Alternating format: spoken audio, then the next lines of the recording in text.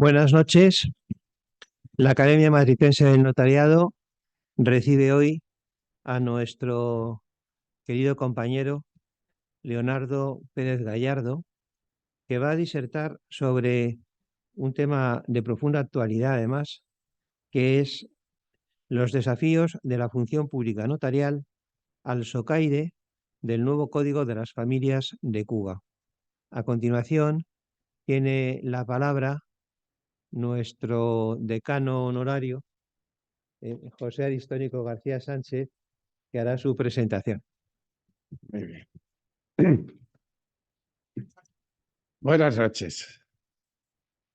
Hace 7 años, en abril de 2017, esta academia se honró recibiendo a nuestro conferenciante Leonardo Pérez Gallardo, quien disertó brillantemente sobre la huella hispana en el derecho notarial cubano.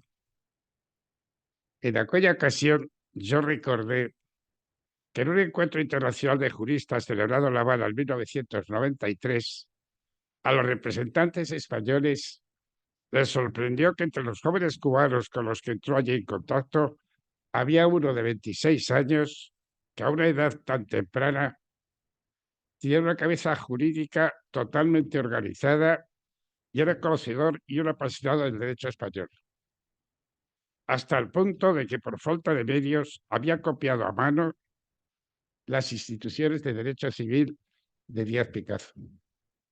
Al preguntarle si le interesaría completar su formación jurídica en España, contestó que sería su mayor ilusión. Este joven era Leonardo Pérez Gallardo. En menos de 2 años, en 1995, el Consejo General de Notariado le concedió una beca de las previstas para jóvenes notarios de Hispanoamérica con expedientes académicos destacados al objeto de conocer nuestro derecho y revertir los conocimientos a sus respectivos países. Era la primera beca que se concedía.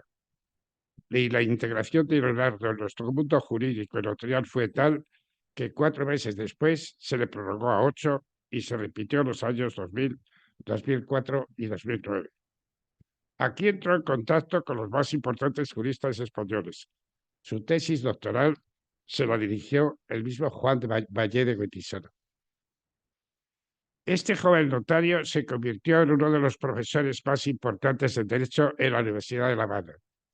Sus trabajos de investigación, artículos y libros publicados en su país y en más de 15 países iberoamericanos son famosos. Y es una de las figuras más destacadas del derecho civil y notarial del continente americano. Pero además es el profesor que, frente a las presiones del derecho francés, italiano, el soviético y el sistema anglosajón, ha mantenido en la enseñanza del derecho las raíces del derecho español, siendo gracias a él los autores españoles los preferidos y más estudiados en la Facultad de Derecho de la Universidad de La Habana. Y los jóvenes juristas de Cuba se forman en la doctrina jurisprudencia y en la legislación española. Durante los años siguientes, Leonardo ha mantenido una relación constante con nuestro mundo jurídico. Participa en cursos, publicaciones en revistas españolas y trabajos de investigación con la Real Academia de Jurisprudencia, con las universidades españolas y con el notariado español. También organiza cursos y conferencias en la Universidad de La Habana en las que participan profesores y juristas españoles. Ha obtenido la Universidad Española e Isidoro Lora le califica como nuestro embajador en Cuba. La tarjeta de presentación actual de Leonardo Pérez Gallardo es muy brillante.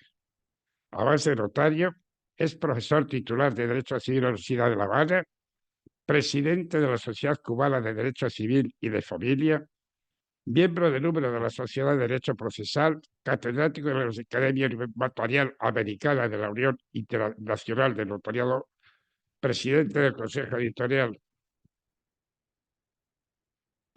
de la Revista Cubana de Derecho, miembro titular de la Sala Internacional del Instituto de Derecho Notarial de la Universidad Notarial Argentina, académico honorario de la Real Academia de Jurisprudencia y Legislación de España, académico correspondiente a las Academias de Derecho y Ciencias Sociales de Córdoba, Argentina, profesor honorario de la Universidad Abierta de la Americana de Argentina, de la Universidad de Lomas de Zamora, Argentina, etc. Es profesor visitante de las universidades de Bolonia, de Perugia, de Roma, profesor invitado en las universidades varias de Cuba, profesor invitado a universidades de Guatemala, Bolivia, México, Nicaragua, El Salvador, etc.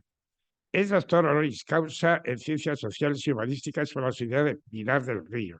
Es autor de varios artículos científicos y textos docentes publicados en Hispanoamérica y en Europa. Es conferenciante invitado en varias universidades europeas y latinoamericanas, colegios de abogados, de notarios, academias y otras instituciones públicas y privadas.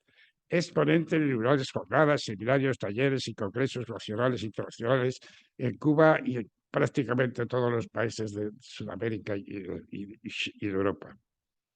Un palmarés cada día más brillante que nos augura una disertación a su altura sobre el nuevo Código de Familia de Cuba, tema transversal con el que me aseguró estar muy involucrado afectivamente, porque yo creo que es el padre real de este Código de Familia.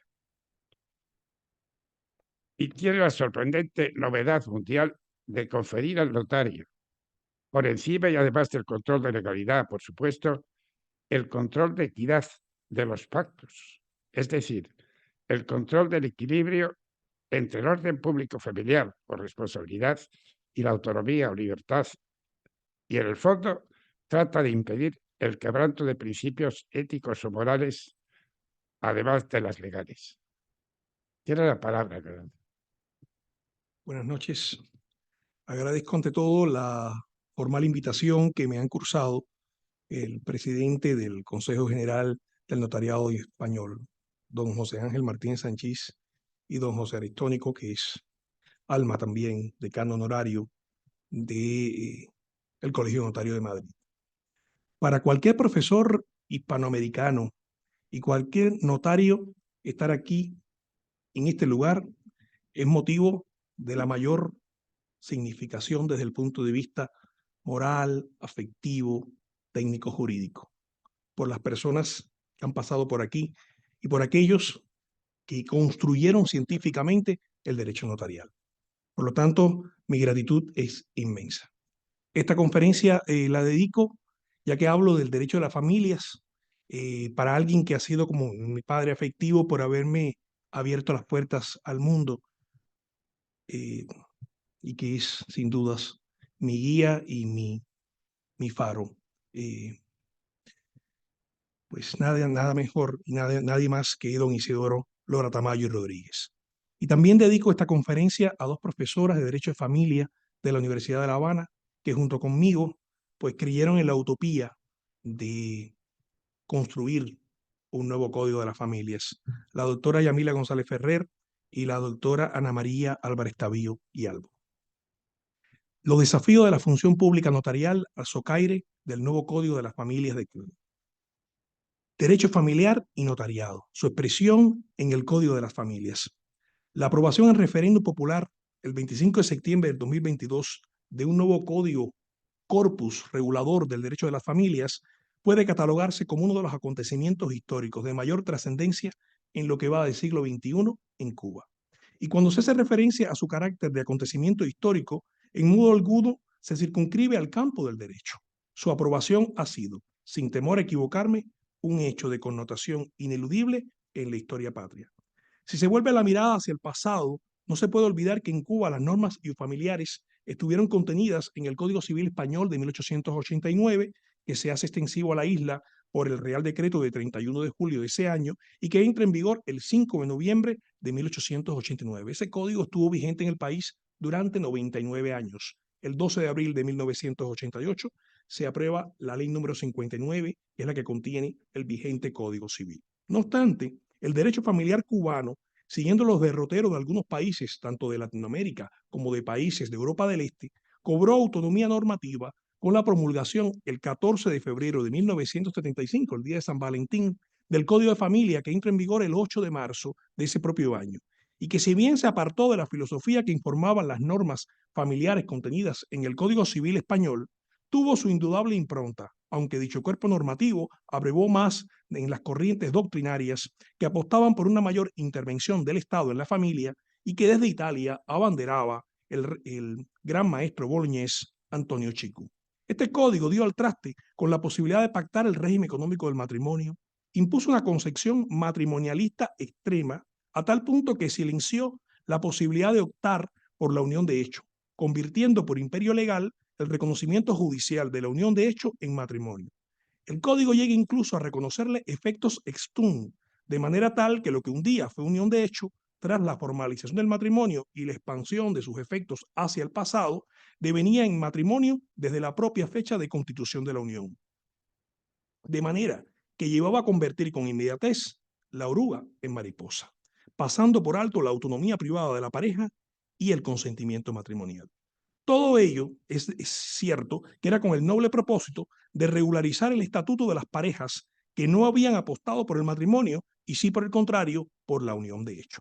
Todo ello, además, sobre la base de un código que sin duda alguna también tiene sus aportes, su significación, por el momento histórico en el que se aprueba. Además, reguló un sistema de divorcio incausado, dejó sentado el principio de igualdad filiatoria y el de igualdad formal entre hombres y mujeres en materia de matrimonio. Era un código pensado, además, para una sociedad imaginada, diseñada desde la eterna juventud, en la que poco tenían que ver las personas adultas mayores. Por su contexto, primó en él una mirada adultocéntrica y patriarcal de los conflictos familiares. No se olvida además que fue un código preconvencional, o sea, es un código que se aprueba antes de la Convención sobre los Derechos del Niño, que data de 1989.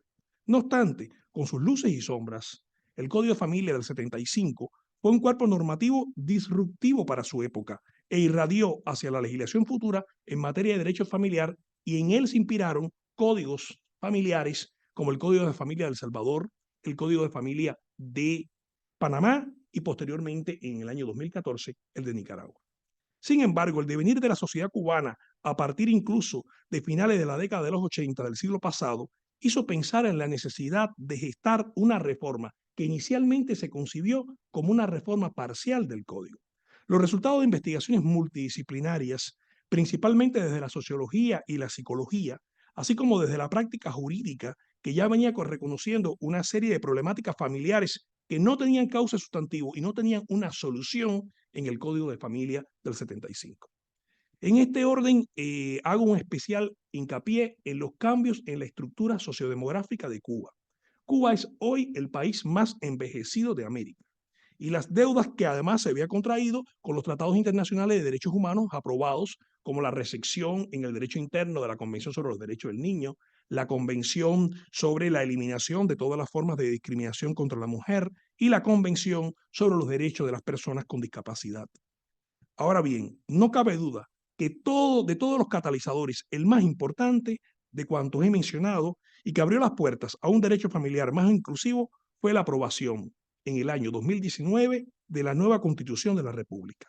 No fue hasta la proclamación de esta Constitución, un verdadero parteaguas en el derecho cubano, que se inicia, y yo diría así científicamente hablando, la última etapa en la recodificación del derecho familiar.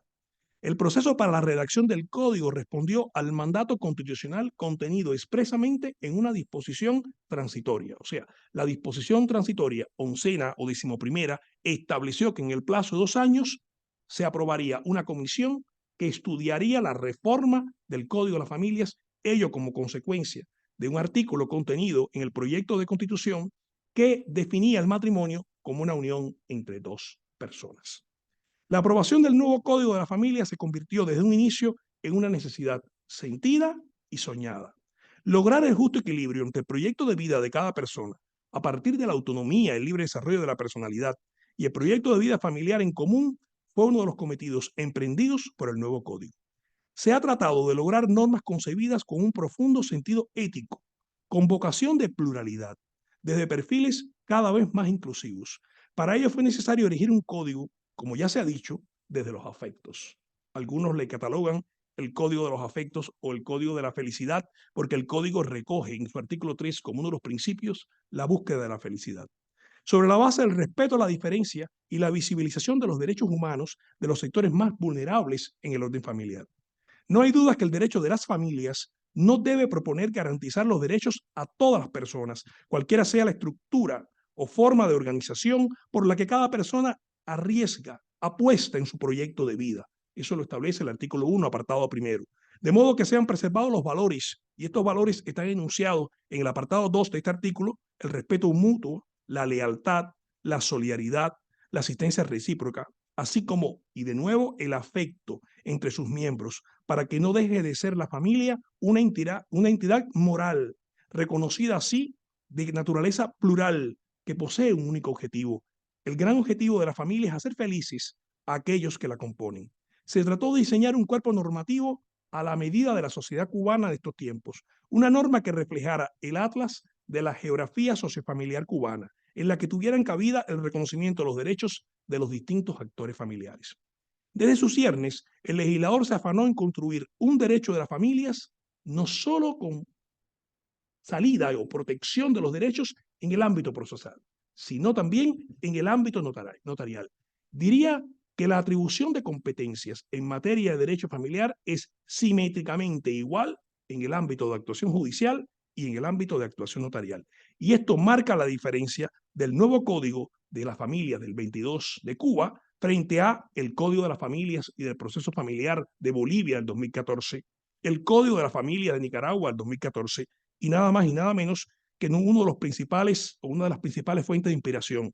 Se distancia ahí del Código Civil y Comercial de la Argentina del 2014, que no hace una apuesta como el Código de las Familias cubano por la institución del notariado. En efecto, este código bifurca la fuente de protección del ejercicio de los derechos en el ámbito de actuación familiar, y como les decía, esa atribución de competencias es simétrica. Hay una apuesta continua y perenne del legislador por edificar un derecho notarial familiar. ¿Cuáles son las razones? Primero, la tradición del notariado cubano de ser competente en asuntos de naturaleza familiar, a tal punto de haber sido históricamente uno de los notariados hispanoamericanos que mayores competencias atribuidas en este orden existen. No olvidemos que Cuba en 1937 le atribuye competencia a los notarios para conocer del divorcio. Y en 1918 se convierte en uno de los primeros países del mundo que reguló el divorcio vincular. Segundo elemento, la solvencia profesional del notario y su condición de funcionario público investida de la autoritas. El reconocimiento, además, de la autonomía privada en las distintas instituciones jurídico-familiares, incluidas aquellas en las que el orden público ha sido tradicionalmente imperante, como la afiliación. Y veremos por qué la afiliación deja de ser, digamos, el cuartel general de las normas de ius cogens o derecho imperativo. La necesidad de dar autenticidad sustantiva y formal a los actos y negocios jurídicos de naturaleza familiar, de dotarlos de una forma, en muchos casos constitutiva, y presupuesto además de la oponibilidad a los efectos de la publicidad formal y material. La voluntad de dotar de celeridad determinados asuntos de naturaleza familiar, que por su índole alitigiosa conviene su conocimiento en sede notarial, con lo cual se le atribuyen a los tribunales aquellos asuntos que realmente les conciernen, concentrándose la actividad judicial en lo que le compete, que es componer la litis. La atribución al notario de controles de autoridad pública, que por la naturaleza de su función trasvasan lo considerado, y utilizo comilla, tradicional, de modo que el control de equidad o de no lesividad se erige en una de las herramientas más importantes sustentados en los razonamientos valorativos no silogísticos. Y por último, y algo que también caracteriza este código, es la continua y perenne intervención del fiscal, mayormente una intervención preceptiva, a través de dictámenes técnicos en aquellos asuntos de naturaleza notarial en los que se ventilan intereses de niños, niñas y adolescentes. Función pública notarial y controles de autoridad pública, el control de legalidad y el control de equidad. En este afán innovador, el legislador del nuevo Código de las Familias encuentra en el ejercicio de la función pública notarial las razones suficientes para dotar de seguridad jurídica preventiva actos y negocios jurídicos del derecho familiar, a partir de la naturaleza de autoridad pública de la que está dotado el notariado. Se concibe así la necesidad de controles públicos que se erijan en baremos de los que dota el legislador al notario a los fines de determinar la correspondencia del acto o negocio jurídico familiar que pretenden instrumentar las partes al derecho vigente, no solo el Código de las Familias. Entre estos controles destacan el control de legalidad. Por ejemplo, el artículo 164, apartado 2 del Código, cuando regula los pactos de parentalidad, dice expresamente que los pactos de parentalidad están supeditados a un control de legalidad. O sea, no le es suficiente al legislador lo que establece el artículo 1 de la ley notarial, donde deja claro que el notario es el funcionario público facultado para dar fe de los actos jurídicos extrajudiciales en los cuales, por razón de su cargo, interviene, de conformidad con lo establecido en la ley. Se trata, en definitiva, de un control preventivo y presuntivo de legalidad en pos de la autenticidad material y formal del acto familiar instrumentado.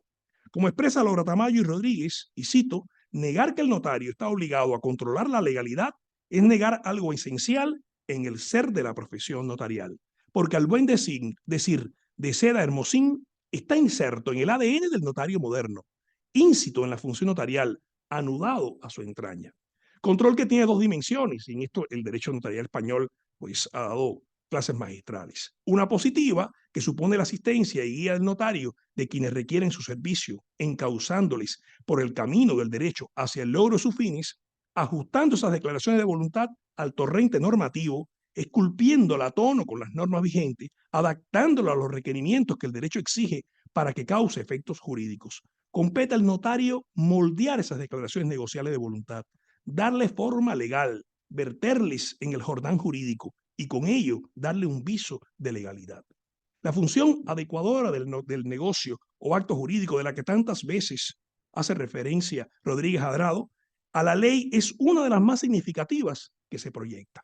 Con claridad meridiana expresaba aquí mismo Carneluti en una ya antológica locución que el notario era un traductor en el sentido de saber expresar en el más puro lenguaje jurídico las voluntades de las partes, a través de los más precisos conceptos técnicos, con la palabra adecuada, apropiada para cada negocio o acto jurídico.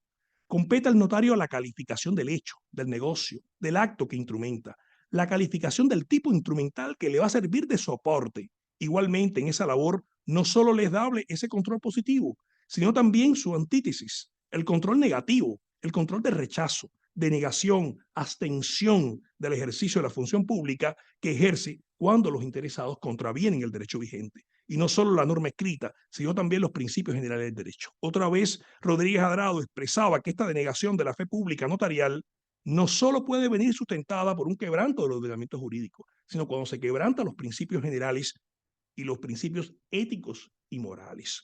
El mayor altar que tiene el notario ante sí es la ley, pero la ley en un sentido lato. Al decir de Carneluti, el notario es un guardián del derecho, como ningún otro. Por ello, Figafaura consideraba que el notariado es una institución cuya existencia está justificada en la conveniencia de alcanzar la mayor seguridad jurídica posible. Se habla así también, por la doctrina más moderna, de la función obstaculizadora del notario, que se configura en ese sentido como un guardabarrera o un gatekeeper, porque el notario baja la barrera ante aquellos casos que no están ajustados a la ley.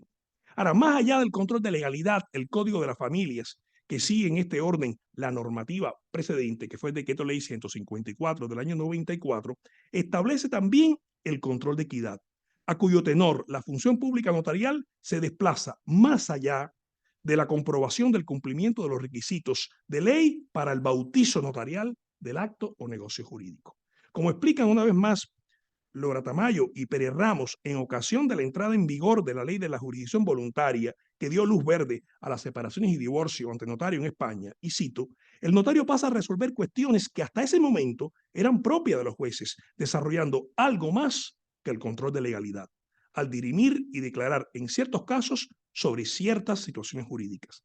El notario, por lo tanto, pondera, y esto es un aspecto del cual voy a hacer referencia esta noche, la ponderación a la cual clama y la argumentación jurídica en las decisiones notariales. El notario, por lo tanto, pondera estas decisiones, construye principios, y este es uno de los grandes desafíos. Le corresponde al notario cubano construir el principio del interés superior del niño, niña, adolescente, porque escuchamos al niño. La práctica de escucha del niño se hace en sede notarial. Se trata sin duda de nuevas funciones que se adicionan a las ya tradicionales que ha desempeñado el notariado a lo largo de la historia. ¿Cómo operan estos controles de autoridad pública del notario ante los pactos familiares? Yo en esta conferencia, en esta versión, solamente voy a exponer dos pactos como ejemplo, porque realmente la atribución de competencias al notario es muy amplia. El notario interviene en los pactos matrimoniales, llamados aquí capitulaciones matrimoniales, en los pactos sustitutivos o modificativos del régimen económico matrimonio, en los pactos extintivos a través del mutuo disenso, en los pactos relativos al divorcio, en los pactos modificativos de lo acordado en el divorcio, en los pactos de convivencia de la unión de hecho afectiva, en los pactos modificativos de esa convivencia, en los pactos extintivos de la unión de hecho afectiva y con ello de la convivencia, en los pactos de parentalidad, en los pactos de multiparentalidad, en los pactos sobre gestación solidaria, en los pactos de delegación parcial y temporal del ejercicio de la responsabilidad parental y en los pactos de acogimiento familiar. Ello implicaría no una obra, sino un curso. Haré referencia en esta conferencia esencialmente en los pactos sobre el divorcio, porque digamos que aquí se ve paradigmáticamente los mayores desafíos que tiene el notario en cómo construye el principio del interés superior del niño, niña y adolescente y cómo va a practicar y cuáles son los presupuestos para practicar en sede notarial la escucha de un niño o de un adolescente. Uno de los principios que enarbola el Código de la Familia es equilibrio entre autonomía privada y orden público. Artículo 3, apartado primero, inciso L. Se busca con él esa justa mesura entre libertad y responsabilidad. Sí, te doy libertad, pero en la misma medida en que te doy libertad, te exijo responsabilidad. Se trata de una norma que potencia la libertad en el orden familiar, expresada a través de la posibilidad que se le franquea a las personas, sea como pareja afectiva, como pareja parental, como pareja matrimonial o incluso en el orden filiatorio, porque el código permite no solo pactar el orden de los apellidos, sino si 3 o más personas quieren tener un hijo en común, también se admite y hay una actuación del notario en los pactos de multiparentalidad. El legislador evita emplear el término contrato, haciendo alusión en todo caso a pactos o acuerdos concertados por personas vinculadas familiarmente, a cuyo tenor se crean, modifican o extinguen relaciones de esta índole, o sea, relaciones familiares. Estos pactos, en todos los casos, se instrumentan ante el notario. La escritura pública, por lo tanto, se erige en el gran reservorio formal o documental, de manera que compete al notario un doble control. Uno sustantivo, a cuyo tenor volcará las manifestaciones de voluntad de las partes en ese torrente normativo al cual he hecho referencia, ajustando su contenido a lo permitido por las normas de naturaleza imperativa o normas de ius cogens. Y uno formal, que sellará o blindará el pacto conforme con los requerimientos en el orden instrumental establecido por las normas adjetivas. Analicemos cómo opera y cuáles son los desafíos o retos del notariado en la manera en la que el Código de las Familias ha diseñado el divorcio en sede notarial. ¿Cuáles son estas novedades? Primero, se puede pactar sobre la guardia y el cuidado de los hijos, sean esos hijos habidos dentro del matrimonio o sean esos hijos habidos por la pareja antes de formalizar el matrimonio. Se admite además pacto sobre guarda y cuidado, pensión alimenticia y régimen de comunicación familiar respecto a los hijastros o hijastras, hijos afines. Se regulan los pactos ante notarios respecto del posible derecho real de habitación sobre la vivienda en la que residieron los cónyuges, siempre que se trate de una vivienda propiedad exclusiva de alguno de ellos. Se incluyen en los pactos sobre el divorcio aquellos vinculados con el cuidado de los animales de compañía por uno o ambos cónyuges, la forma en la que aquel al que no se le ha confiado podrá tenerlos consigo, el reparto de las cargas asociadas a su atención, tomando en cuenta en todo caso el interés de los miembros de la familia y el principio de bienestar animal, con independencia de quién sea su titular y de a quién le haya sido confiado para su cuidado el animal. Se suprime el carácter preceptivo del pronunciamiento que antes teníamos sobre la vivienda, cuando la vivienda era común del matrimonio. La anterior legislación obligaba a que en la escritura de divorcio se procediera a liquidar la comunidad matrimonial de bienes sobre la vivienda adquirida en comunidad matrimonial por los cónyuges. Acorde con la Convención sobre los Derechos del Niño, artículos 3, 5 y 12, se reconoce el derecho del niño, niña, adolescente a ser escuchado. Y este niño va a ser escuchado en el divorcio en materia notarial. Así lo establece el artículo 7, apartado 2, en correspondencia con su capacidad de comprender la posibilidad de formarse un juicio propio y su autonomía progresiva. Y este es uno de los conceptos claves del nuevo código, la autonomía progresiva.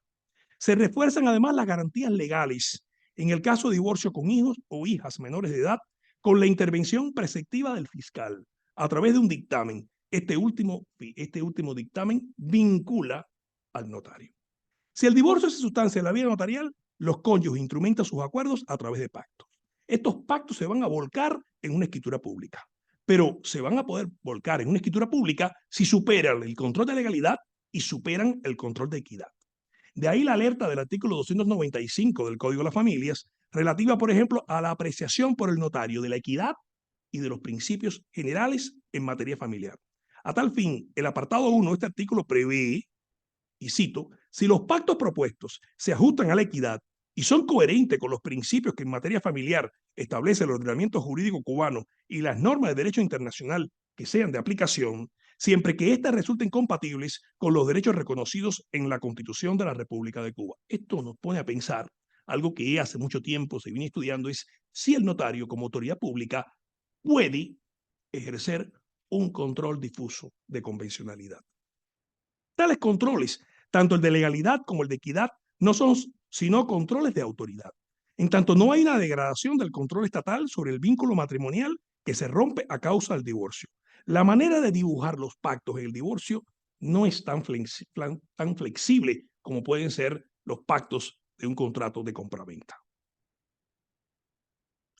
Permitir que la pareja pueda acudir ante el notario para instrumentar su decisión de desvincularse sin probar ninguna causa que justifique, tal y como lo establece el derecho español y también el derecho cubano, la disolución, no implica que el Estado no tenga interés en proteger la familia y en consecuencia no controle de algún modo la decisión de los cónyuges. El notario está precisamente para ello.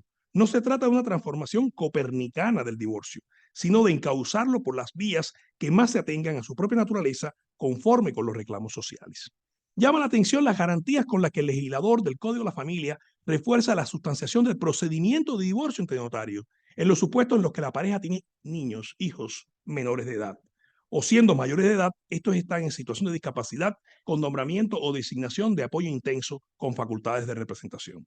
En tales circunstancias, los controles de autoridad pública se refuerzan, de modo que no son suficientes los controles de autoridad atribuidos al notario. También se le atribuyen controles de autoridad al fiscal, y el fiscal actúa como una especie de contrapeso en el ejercicio de la propia función notarial.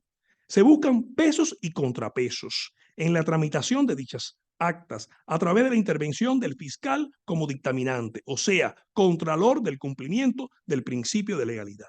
El nuevo Código de las Familias sitúa el dictamen fiscal, a diferencia de la legislación cubana precedente, con carácter vinculante y preceptivo, o sea, en todo asunto en los cuales se atenga, haya efectos jurídicos respecto de un niño, niña, adolescente, necesariamente habrá un dictamen fiscal. La sola presencia de niños supedita o la presencia de personas en situación de discapacidad a las cuales se le haya nombrado un apoyo intenso. El fiscal, sin embargo, no es compareciente en el documento público. El fiscal se limita a dictaminar, de modo que el notario, al conocer de la solicitud del divorcio por los cónyuges, dispone de un plazo de 72 horas para remitir el asunto al fiscal del municipio en el que él tiene su sede. Conjuntamente con el Código de la Familia, el día 27 de septiembre del 2022, el ministro de Justicia dicta una resolución, la resolución 493, reguladora del procedimiento de divorcio entre notarios. La vida de esa resolución va a ser muy efímera porque este año estamos trabajando la nueva ley notarial y el nuevo reglamento. Y el contenido de esa resolución pasará a formar parte del corpus jurídico del reglamento. Si bien el dictamen, como les explicaba, supedita la actuación del notario, de modo que si es adverso, el notario debe comunicarle a los cónyuges la abstención. Pero no es cualquier abstención. El legislador le pide al notario que sea una abstención razonablemente fundada. Y a esto me voy a referir a continuación cuando hablo de las decisiones razonablemente fundadas. Tratándose de un divorcio, el dictamen de fiscal ha de ser el resultado de la investigación que el fiscal practica a través del personal que le auxilia en el desempeño de sus funciones y las que asuma el propio fiscal, lo cual supondrá, además de las investigaciones de campo, un estudio detenido de los pactos que proponen los cónyuges, contenidos en el escrito de solicitud dirigido al notario y que a su vez el notario remite al fiscal. Junto al dictamen fiscal, el legislador blinda en el orden sustantivo los pactos sobre el divorcio, aquilatando las garantías que ofrece, de modo que en la sede notarial esta sea una alternativa más para tramitar el divorcio, pero siempre arropada de similares herramientas técnicas de las que disponen los jueces. Buscamos evitar las asimetrías que existían en el derecho cubano entre el divorcio con hijo en sede judicial y el divorcio con hijos menores en sede notarial. El modelo de divorcio por mutuo acuerdo contenido en las normas del derecho familiar cubano responde así a los estándares internacionales de protección del interés superior de niños, niñas y adolescentes reclamados tanto por la Convención como por el Comité de Expertos de los Derechos del Niño de Naciones Unidas. De ahí que la escucha en sede notarial sea una de las innovaciones del nuevo código. El artículo 12.2 de la Convención dice: se dará en particular al niño oportunidad de ser escuchado en todo procedimiento judicial o administrativo que afecte al niño, ya sea directamente o por medio de un representante o de un órgano apropiado, en consonancia con las normas de procedimiento de la ley nacional. De ahí que atribuir competencia al notario para conocer de un divorcio con hijo o hijas menores de edad sin que se le permita a los niños ser escuchados supone conculcar este importante derecho que se subraya como uno de los más trascendentes de la Convención sobre los Derechos del Niño. No obstante, el legislador del Código de la Familia fue prudente y estableció que en el caso del divorcio será a criterio discrecional del notario o del fiscal que se proceda a practicar la escucha. De todas maneras, la doctrina que va nutriendo la labor que inicialmente realizó el legislador hace especial hincapié de que tratándose de la escucha del niño, este artículo haya que ser aplicado con la mayor exigencia, de manera que no se tramite un divorcio con niños, niñas y adolescentes en las cuales no se practique la escucha. El notariado ciertamente se ha mantenido a lo largo de la historia de espaldas al mundo de las infancias y de las adolescencias. El derecho de la niñez, sin embargo, no le es ajeno al notariado. La práctica de la escucha no es indiferente al notariado. Como baluarte de la seguridad jurídica preventiva de la justicia cautelar, el notariado debe brindar herramientas técnicas que permita concluir válidamente los actos y negocios de las personas menores de edad. Pongo como ejemplo, la comisión que trabajó el Código estudió la psicología evolutiva, consultamos especialistas en psicología evolutiva y consultamos especialistas en oncología pediátrica. Y pueden decir por qué. Nos daban elementos importantes sobre la percepción de la muerte en los niños y adolescentes. Y esto nos permitió reformar la edad para atestar, de manera tal que el código permite que se pueda atestar cualquier testamento, incluido el hológrafo, a partir de los 12 años y que las personas mayores de 12 años puedan otorgar los actos de autoprotección.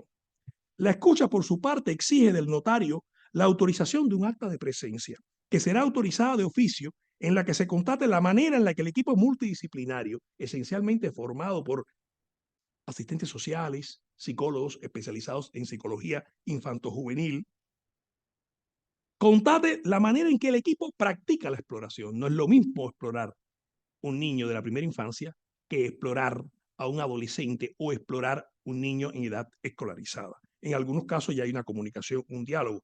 En otros casos, lo que se practica es una comunicación a través de determinadas técnicas de dibujo.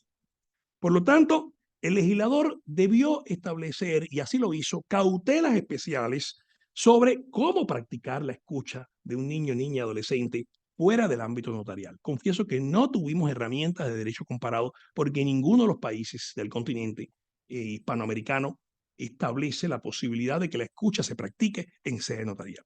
La resolución a la que hago referencia, la resolución 9, el artículo 9 de la resolución 493 del 2022 establece estas pautas. Que la escucha se practique en el lugar seleccionado por las autoridades municipales, al cual se van a desplazar quienes participen en ella, con los requerimientos exigidos, de modo que permitan las condiciones idóneas para mantener una comunicación libre de cualquier presión psicológica. Compete al notario comprobar la presencia del equipo multidisciplinario, al cual debe identificar y debe firmar el acta junto con él, al igual que los titulares de la responsabilidad parental. Pero la presencia o no de los titulares de la responsabilidad parental obedece al principio de realidad familiar. O sea, en cada caso será el equipo multidisciplinario quien aconseje que permanezca en ese escenario donde se practica la escucha los padres y madres titulares de la responsabilidad parental. El notario debe tomar las medidas pertinentes para no entorpecer la práctica de la escucha, evitar que el niño o adolescente se sienta cohibido o limitado en sus declaraciones, pero a su vez situarse en un lugar desde el cual pueda presenciar todos los particulares acaecidos durante la escucha, constatados por él con la mayor objetividad posible y que incorporará en el contenido del acta, al igual que las conclusiones a las que arribe el equipo multidisciplinario. Respecto de la participación fiscal en la escucha, esta no es preceptiva. El fiscal puede o no participar, pero no puede intervenir ni puede practicar ningún tipo de preguntas hacia el niño, niña y adolescente. En este tipo de actas, el notario se limita a constatar lo que ha acontecido en su presencia. Actúa de oficio, entendiéndose, no obstante, que la rogación va implícita en la solicitud del divorcio, pues para homologar o legitimar los pactos propuestos por los cónyuges se hace necesario la escucha del infante o adolescente. Y el otro pacto que he seleccionado por su novedad son los pactos de multiparentalidad. El derecho filiatorio reconocido en el nuevo derecho familiar cubano rompe paradigmas como el del binarismo filial, a cuyo tenor el número 2 es el número mágico del derecho a las familias. La pareja conyugal o en convivencia son dos personas. Cada persona tiene un doble vínculo filiatorio. Nuevamente, el 2 es el número mágico. Incluso hay quienes consideran que tener dos hijos es la clave de la felicidad. Sin embargo, ese empoderamiento del número 2 ha venido a menos. El Código de la Familia de Cuba visibiliza no solo las familias monoparentales, sino también las multiparentales, o sea, aquellas en las que los emplazamientos filiatorios respecto a una misma persona superan la dupla. Aún las críticas que pudiera recibir, el legislador también hace una apuesta de concebir un derecho filiatorio sustentado no solo en el peso del ADN, sino también en los vínculos socioafectivos consolidados a través del tiempo y en la voluntad procreacional de quienes se someten a la aplicación de técnicas de reproducción humana asistida y procedimientos que tiendan a ese fin, como el de la gestación solidaria.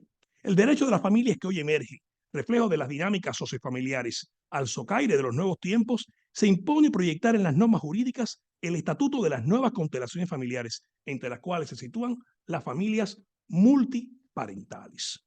Si bien el reconocimiento de nuevos emplazamientos filiatorios sustentados en la socioafectividad que pudieran conducir a un supuesto de multiparentalidad sobreviniente, o sea, en los casos en que personas que tienen determinada su filiación paterna o materna logra en vía judicial un tercero demostrar que ha sido su padre de crianza, que ha sido su padre socioafectivo, porque han sido niños que han sido abandonados por sus padres biológicos o han sido criados por sus padres afines. En este caso, estaríamos en presencia de la multiparentalidad sobreviniente.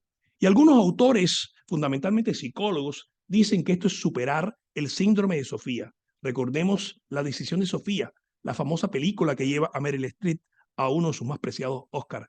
Y tengamos en cuenta la decisión que tuvo que tomar Sofía respecto a uno de sus hijos. Esta cuestión puede operar sobre todo en la adolescencia, cuando hay niños que han sido reconocidos en la realidad sociofamiliar cubana, brasilera, latinoamericana en sentido general, los reconocimientos de complacencia, y que ha llevado a que este reconocimiento, o sea, una persona te cría como padre, tú lo identificas, hay una complicidad afectiva entre padre e hijo.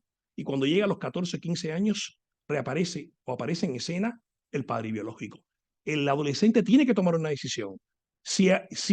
Tiene éxito el emplazamiento biológico como consecuencia de la prueba de ADN, eso supondrá desaparecer de su historia vital la persona que le enseñó a ser, a pensar, a vivir. El código permite y hace una apuesta por admitir alternativas. En modo alguno el legislador pretendió suplantar el afecto de manera tal que el afecto relegara al ADN, sino que no son ni exclusivos ni excluyentes. El código regula la incidencia que en materia filiatoria tiene la aplicación de la reproducción asistida. Y sobre esta base permite la posibilidad de que las personas puedan pactar ante notario, instrumentar los llamados pactos de multiparentalidad. Por ejemplo, la afiliación asistida que se practica por dos mujeres que acuden a un tercero, dador de sus gametos, que quiere asumir la paternidad junto con la doble maternidad. Se desecha el anonimato. Aquí hay un pacto de multiparentalidad. Una pareja heteroafectiva, ante la imposibilidad del hombre de fecundar, acude a un tercero hombre que igualmente aporta los gametos, pero desea involucrarse en esa afiliación, asumiendo todos los roles de padre y madre. Aquí hay otro pacto de multiparentalidad.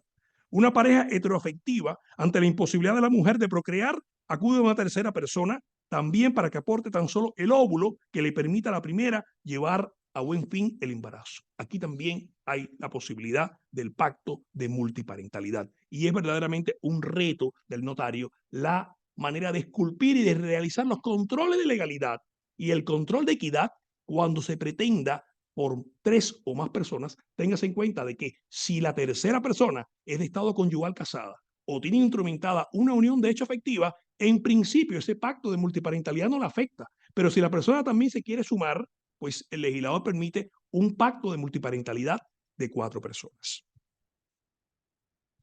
La razonabilidad de las decisiones notariales. El artículo 11, apartado 2 del Código, introduce por primera vez en el derecho cubano el mandato normativo de la razonabilidad de las decisiones notariales.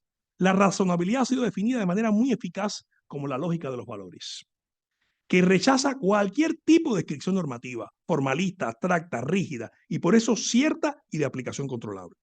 En el apartado primero del artículo 11, el legislador deja dicho que las decisiones que se adopten en los asuntos de naturaleza familiar han de ser razonablemente fundadas, atendiendo siempre a principios y valores jurídicos que informan el derecho de las familias. Pero luego en el apartado 2 dice que esa razonabilidad se extiende ante cualquier autoridad, teniendo en cuenta que el notario es una de las autoridades que va a estar más involucrada con el divorcio. Al notario le corresponde también la razonabilidad en las decisiones que toma en los asuntos de naturaleza familiar.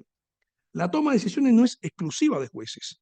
El código se le atribuye también a los notarios. Así, el notario, conforme al artículo 152, debe ponderar, utilizar la técnica de la ponderación cuando se trata de determinar si en un caso particular es recomendable una guarda y un cuidado compartido. De igual manera, cuando se trate de los pactos extintivos de una unión de hecho efectiva o en los pactos de parentalidad, ya sea conyugal, de hecho, o pareja parental, propone la guardia y el cuidado compartido con el propósito de determinar si dicho régimen, conforme con el principio de realidad familiar, es el más propicio al mejor interés del menor. El legislador en su artículo 11 exige del notario, por tanto, una argumentación jurídica en sus decisiones. Se busca la razonabilidad como criterio de valoración para lograr tomar decisiones que se ajusten a los principios y valores que resultan del ordenamiento jurídico, lo que textualmente reclama en el apartado anterior, o sea, en el apartado 1 del artículo 11.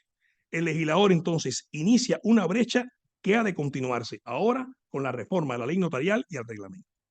Nos dice desde la Argentina el rector de la Universidad Notarial que a mayor argumentación notarial del derecho, mayor seguridad jurídica. Se trata de potenciar ciertos deberes éticos notariales para que la creación del documento sea una consecuencia natural del desempeño notarial justo. Si bien el control de legalidad suele basarse en un silogismo subjuntivo, hay que fomentar razonamientos jurídicos sin una estructura silogística, con predominio de los juicios de valor. Así nos dice desde Uruguay el escribano Villar. Se busca por el legislador del Código de la Familia un razonamiento no silogístico, con predominio valorativo, en el entendido de aquel procedimiento mental de relacionar ideas e información para arribar a una conclusión sin una estructura silogística y en el cual predominen los juicios de valor.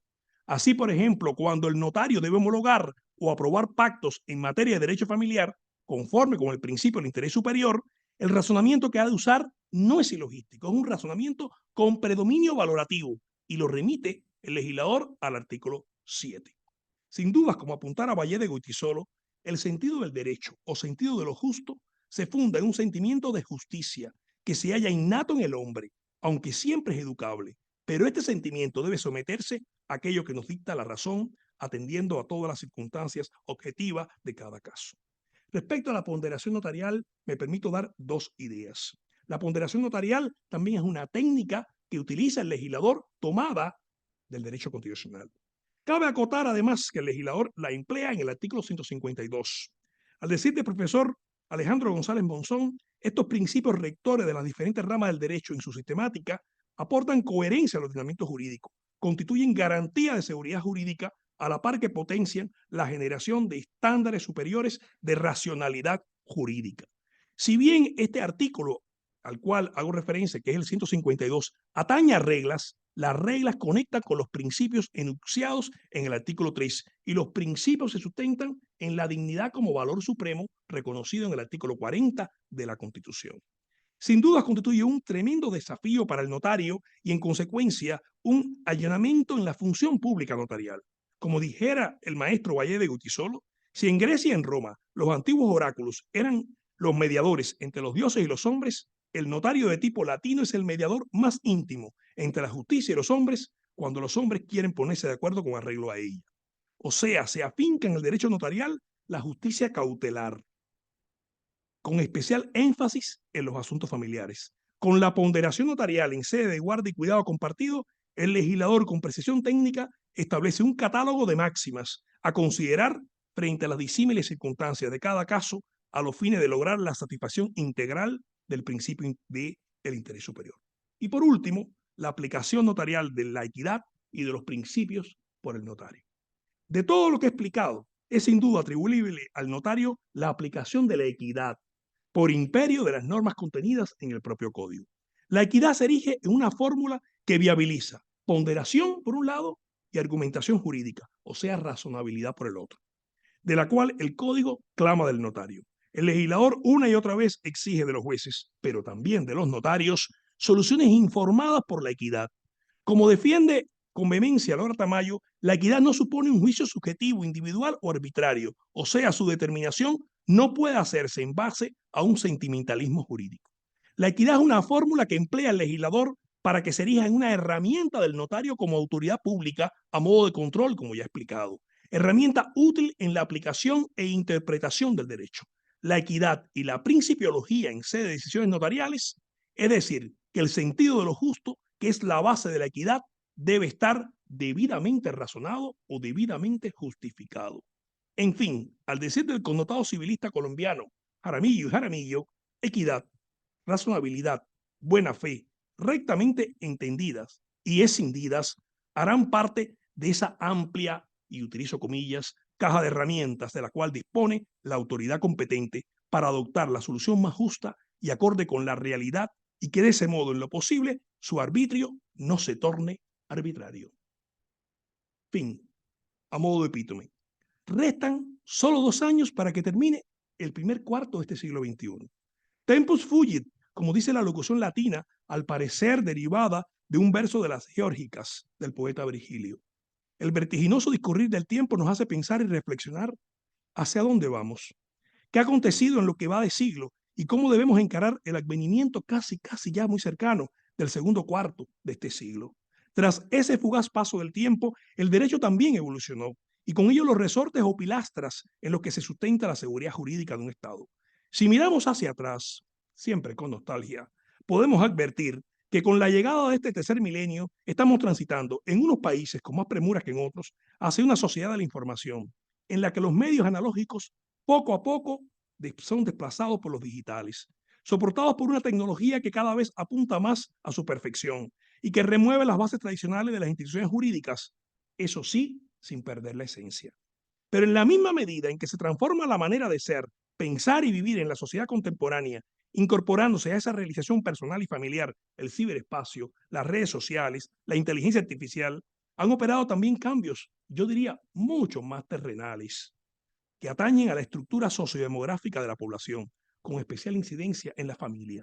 Estas mutaciones son como los sismos que han azotado en los últimos tiempos a la humanidad. Sin dudas tienen un gran impacto, son de gran intensidad, porque atañen a una de las instituciones que ha superado el umbral de los tiempos y mantiene su existencia. Me refiero a la familia, o quizás, como hemos apuntado, a las familias. En efecto, el legislador cubano hizo una continua apuesta por pensar la familia en plural, lo cual no ha supuesto únicamente agregar la letra S, sino llevar la visión que tradicionalmente se ha tenido de ella al nuevo escenario tan diverso, plural y democrático que hoy se impone. Se trata de sumar derechos, visibilizar modelos familiares hasta entonces no reconocidos desde el prisma jurídico, sin privar de derecho alguno a los que ya tenían tutelados. La Constitución del 19 tomó en cuenta, así, la requerida necesidad de expandir el manto protector del derecho a los ya, y yo diría, tampoco tan nuevos modelos familiares, cuya visibilidad es indudable en la realidad social de Cuba y de lo que ya habían dado cuenta las investigaciones de la multidisciplina. El derecho a ser expresión sentida del tejido social existe por y para la sociedad. La sociedad y las familias le imponen así un reto al constituyente, la visibilización de la pluralidad familiar y el necesario estatuto jurídico que permita visorar cada uno de los distintos arreglos familiares y de sus miembros con roles definidos, expresión del expandido mosaico familiar, resultado de la coexistencia y convergencia de las distintas constelaciones que en el orden familiar existen en la sociedad cubana de este siglo.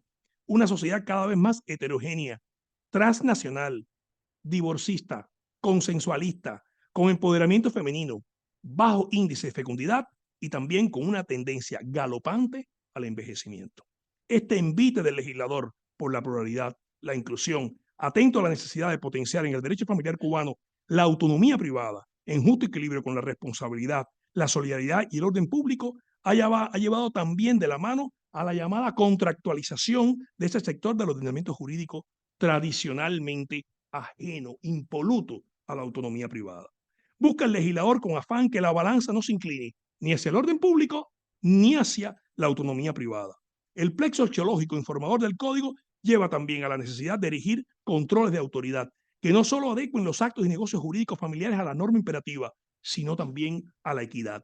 Reclama el legislador una labor proactiva del notario. Traslada a él cierto activismo propio de la función judicial como principal baluarte no solo de la seguridad jurídica preventiva, sino también de la justicia cautelar. Los desafíos de la función pública notarial, devenidos del Código de las Familias, son de diversas tonalidades, como los colores del arco iris. Compete a los notarios construir el principio del interés superior de niños, niñas y adolescentes, conforme con la realidad familiar de cada caso, desde una visión cautelar y preventiva. Intervenir en la práctica de la escucha de infantes y adolescentes, homologar, aprobar o no los pactos familiares de la más diversa naturaleza. El notario se convierte no solo en el principal hacedor de forma, calificador de negocios, de actos, sino el notario se convierte en decisor jurídico al más alto nivel. En fin, pocas veces el derecho a las familias ha tenido o ha venido tan de la mano con la función pública notarial. Quizás en muy contadas ocasiones en el derecho comparado se le ha atribuido al notario la trascendente misión de intervenir en asuntos familiares con infantes y adolescentes. No obstante, la comisión que redactó el código arriesgó todo su empeño una y otra vez por el notariado. Confió en la institución notarial, en la probidad moral, en la solvencia intelectual de los hombres y mujeres de fe pública. Nadie mejor que el notariado para garantizar la efectividad en el ejercicio de los derechos de naturaleza familiar, para combinar de manera armónica celeridad y seguridad. Ciertamente, son muchos los desafíos, pero el notariado a lo largo de la historia ha sabido poner proa en alto y navegar por los mares del derecho, por aguas profundas, sí, aguas profundas, pero remanso de paz y tranquilidad gracias a su sentido de justicia y de equidad. Muchas gracias.